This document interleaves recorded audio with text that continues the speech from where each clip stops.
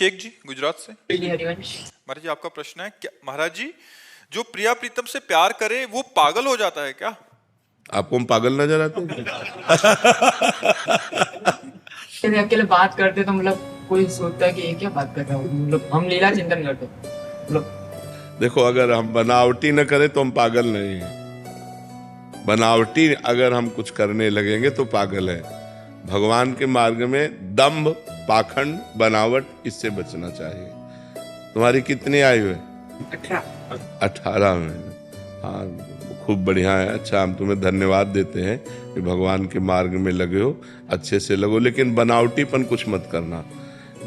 इस मार्ग की चतुरता है कि जैसे हम नाम में डूबे हुए हैं, भगवान नाम जब सामने वाला हमसे कोई बात कर रहा है जी, और हम नाम जब चल रहा है, वो ये समझ, हमको ये जनाना नहीं कि यार तो हमको क्यों डिस्टर्ब करते हो, हम नाम जब में डूबे हुए, ये नहीं। भजन करने वाले को ये जताना नहीं कि मैं भजन में डूबा हूं। जैसे क्या बहुत सोच रहे थे, क्या सोच रहे, अरे वो चलता रहता है ऐसे सोच। हाँ बोलिए आप, क्या ऐसे बात की जाती है? ये थोड़ी बताया जाता है कि हम तो लीला चिंतन में थे, तुमने हमें टोक दिया, हम नाम चिंतन में थे, ये बताया नहीं। अगर ये बताओगे तो बात ठप हो जाएगी। खूब भजन करो और प्रवीणता पूर्वक व्यवहार करो। भक्त पागल थोड़ी होता। किसी भी भक्त का नाम बताओ जो पागल हुआ हो, किसी भी भक्त का ऐसा नहीं होता, बहुत प्रवीण होता है भगवान का भक्त। हनुमान जी को क्या कहा गया? ज्ञानी नाम अग्रगण्यम, बुद्धिमताम वरिष्ठम, विश्वामित्र महामुनि ज्ञानी, गरुण महाज्ञानी गुण राशि। चाहे गरुण जी, चाहे किसी भी महाभक्त के लिए देखो तो जो भगवान का भक्त होता है ज्ञान विज्ञान प्रवीण होता है, वो पागल थोड़ी होता है। हाँ, एक प्रेम की पागल अवस्था होती है। अब वो अपने प्रभु में रो रहा है, अब सामने वाले को तो दिखाई नहीं दे रहा क्यों रो रहा है, अब अपने प्रभु से बात कर रहा है, नाथ आप कब मिलोगे, आपको वो लग रहा है बड़बड़ा रहा है क्या?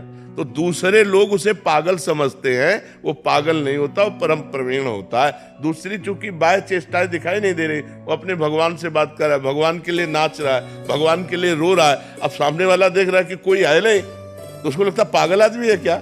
किसी से ऐसे ही बात करे, सामने कोई आदमी ना हो और ऐसे नाचे तो पागल नहीं लगेगा? सामने वाले को लगता है यार ये पागल आदमी, और उसके सामने भगवान खड़े, वो भगवान से बात कर रहा है, भगवान से चेष्टाएं कर रहा है, तो वो स्थिति को सामने वाले लोग पागल करने लगते। वो पागल नहीं होता, परम प्रवीण ज्ञानी महापुरुष होता है। सुधा गुप्ता जी नई दिल्ली से। राधे राधे महाराज जी। महाराज जी मेरा प्रश्न है कि 4 आश्रमों से संबंधित है, जिसमें से एक वानप्रस्थ बताया गया है। 4 आश्रमों की औसतन आयु 25 वर्ष सुनी है हमने। महाराज जी हम ब्रह्मचर्य, ग्रस्त और सन्यास के बारे में तो अक्सर सुनते ही रहते हैं, लेकिन वानप्रस्थ के बारे में कभी बात नहीं होती। वानप्रस्थ तो बड़ा कठिन है।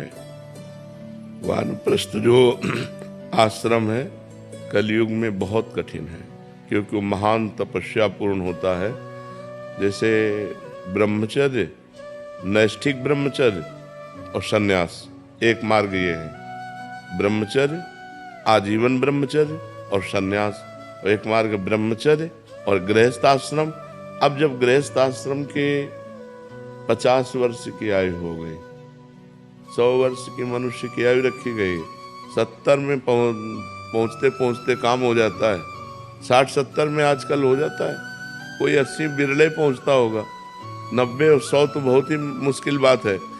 अब 50 वर्ष के बाद आदमी की हालत क्या होती है जो गृहस्थ में होता है, क्योंकि वो 25 वर्ष ब्रह्मचर्य नहीं रहा है।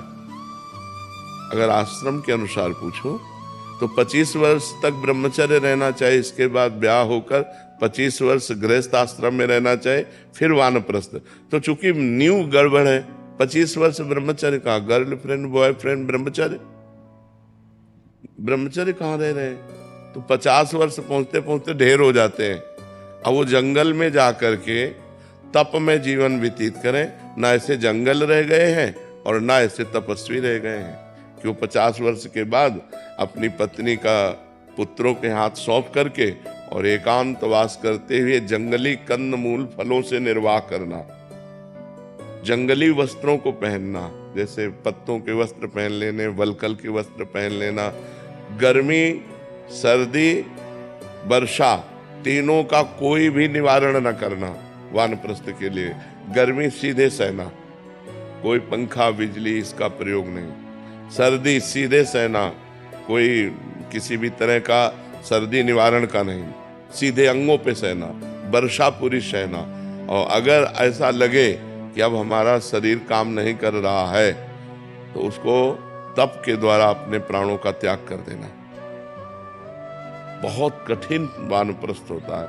अगर लगा कि अभी हमारा शरीर तपस्या कर सकता है तो संन्यास ले लेना। इस संन्यास के द्वारा अब तो वानप्रस्थ कौन रहता है? वानप्रस्थी कहाँ दिखाई देते हैं? वानप्रस्थी बड़ी भूमि में ही शयन करना, नंगे पैर वानप्रस्थ क्या चलेगा? बहुत कठिन है वानप्रस्थ। और अब कहाँ वानप्रस्थ दिखाई देते हैं? सीधे गृहस्थ से संन्यास ले लिया, सीधे गृहस्थ से संन्यास लिया और आश्रमों में रह रहे। तपस्या और कष्ट कहाँ? तपस्या और कष्ट जब तक नहीं सहा जाता तब तक परमार्थ का प्रकाश भी नहीं होता है। तप में जीवन भगवान के लिए, कष्ट में जीवन वो अब सब ग्रंथों में लिखा रह गया है। कोई कोई बिरला होगा जो चल रहा होगा, नहीं तो बहुत ऐसा। अब कहते हैं जवानी में भजन न करो, तो बुढ़ापे में पूछ लो कि कितना भजन करते हैं। अगर जीवन में भजन नहीं किया है, नाना प्रकार की चिंताएं होती हैं, इंद्रियां शिथिल हो जाती हैं, भजन में मन नहीं लगता। अब भजन में मन लगेगा। हम एक साधारण यंत्र चलाने की कहते हैं, हमने कभी पिस्तौल नहीं चलाई, छुई नहीं हाथ से। अब हमको आप पिस्तौल दे दीजिए तो हम चला पाएंगे क्या? जो कि एक प्राकृतिक यंत्र चलाना है। मन को परमात्मा में लगाने का अभ्यास नहीं किया तो बुढ़ापे में लगा लोगे आप? कैसे लगा लोगे? तो जवानी से जब हम सत्मार्ग शुरू करते हैं, भजन शुरू करते हैं, तब होता है। हमारे जो सनातन धर्म में है, पहला कदम है ब्रह्मचर्य। फिर चाहे तुम सन्यास की तरफ जाओ, चाहे गृहस्थी की तरफ जाओ, पहला कदम ब्रह्मचर्य। कौन चल रहा है ब्रह्मचर्य से? 13-13, 14-14 वर्ष के बच्चे बच्चियां अपने धर्म से भ्रष्ट हो रहे हैं। जिनको मतलब अभी बच्चा कहा गया है, वो धर्म से भ्रष्ट हो रहे हैं। हमारे सामने कितने ऐसे बच्चे आए जो 13 वर्ष के, हमके तो आश्चर्य हुआ कि ये तो तुम्हारी खेलने की अवस्था है, तुमको ऐसा ज्ञान कैसे?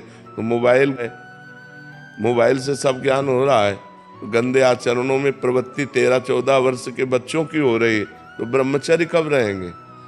ब्रह्मचर्य, और जब ब्रह्मचर्य नहीं तो जब प्रथम ही सीढ़ी नहीं तो परमार्थ की चढ़ाई कौन चढ़ सकता है? फिर तो सब केवल बकवास रह जाता है।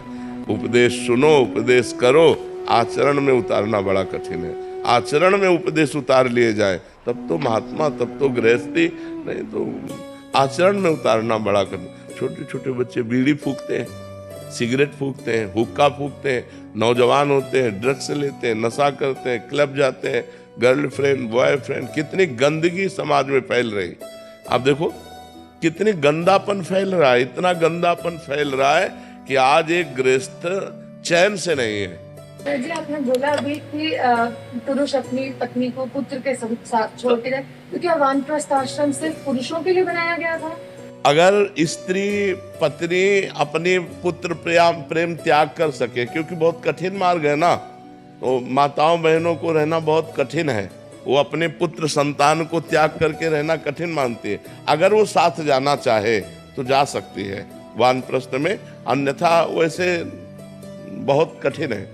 इसलिए कठिन है कि जैसे जंगल में खुले में शयन करना, वल्कल वस्त्र पहनना, कंदमूल फल खाना, अब कहाँ कंदमूल फल रह गए? एक बेर भी जिसके पेड़ होगा ना, वो पैसे से बेच करके देने वाला होगा।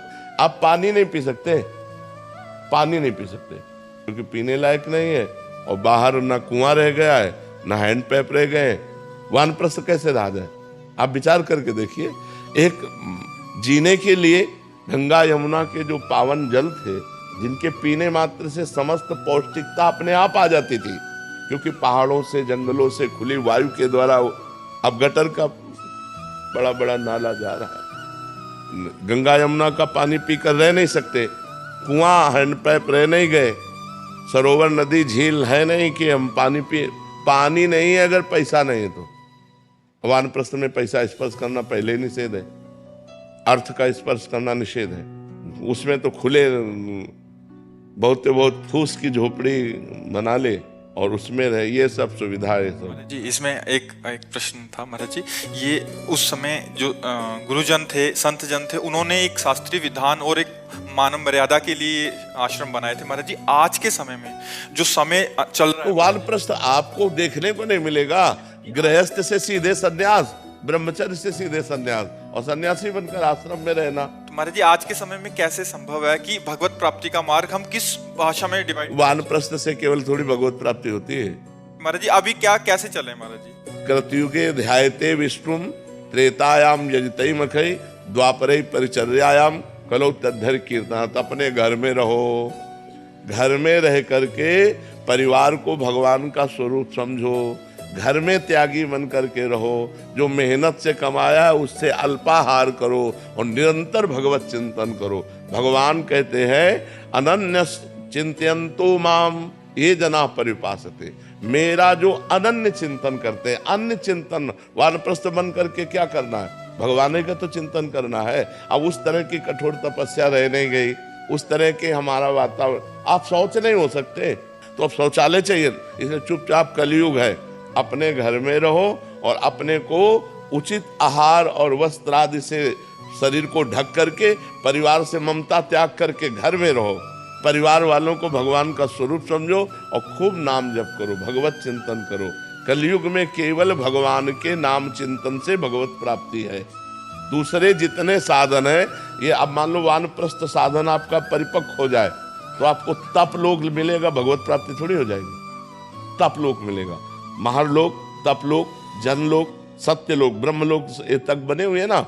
भगवत प्राप्ति होगी भगवत चिंतन से। वानप्रस्थ बन करके यदि भगवत चिंतन नहीं हुआ, केवल वानप्रस्थ नियमों का पालन हुआ, तो आपको तप लोक की प्राप्ति होगी, भगवत प्राप्ति नहीं। भगवत प्राप्ति तो भगवत चिंतन से होती। रात दिन आंसू बहाते हुए राम राम कृष्ण कृष्ण हरि हरि राधा राधा जो अंदर चिंतन कर रहे हैं, उनको भगवत प्राप्ति है। महाराज जी जैसे मैंने शादी नहीं की, गृहस्थ आश्रम में नहीं गई, लेकिन संसार में जो दायित्व थे वो किए, तो मेरा तो ब्रह्मचर्य ही चल रहा है। तो उसके बाद वानप्रस्थ का कोई महत्व है? मतलब कोई महत्व नहीं रह जाता?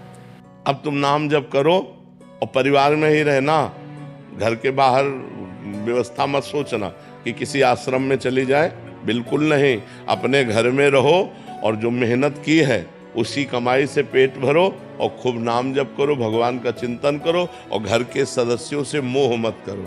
बस यही सन्यास होगा आपका। सच्ची हम बात कह रहे हैं। बिल्कुल किसी आश्रमों में जाके रहना या इस तरह का व्यवहार वो बहुत घाटे का है, बहुत घाटे का है।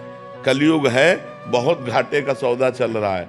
विश्वास अंतर ध्यान होता चला जा रहा है। विश्वास जो है वो अंतर ध्यान होता चला जा रहा है। विश्वास हमारा बहुत डगमगा रहा है इस समय, क्योंकि पाए जान जगत में सब जन कपटी कुटिल कलयुगी टंचु। कपट का कलयुग का ऐसा प्रभाव बढ़ रहा है, सभा में हम कुछ और हैं और एकांत में हम कुछ और हैं। कपटी कुटिल कलयुगी टंचु, तो इह पर लोग सकल सुख पावत मेरी सो भैया कृष्ण गुण संचु। केवल भगवान की लीला गुण गाओ, भगवान का नाम जप करो, भगवान के चिंतन में अपने घर में रह करके। कि भगवत प्राप्ति नंगे उघारे रहने से नहीं होती, भगवत प्राप्ति भूखे रहने से नहीं होती, भगवत प्राप्ति भटकने से नहीं होती, भगवत प्राप्ति चिंतन से होती। दवा है, भोजन है, शरीर के निर्वाह की व्यवस्था है, उसके बिना जी नहीं सकते और जिए बिना भजन नहीं हो सकता। इसलिए दोनों बातें आओ, तो आपको घर छोड़ने की जरूरत नहीं। घर में रह करके पवित्र आचरण करते हुए परिवार से मोह रहित होकर भजन करो, इसी से भगवत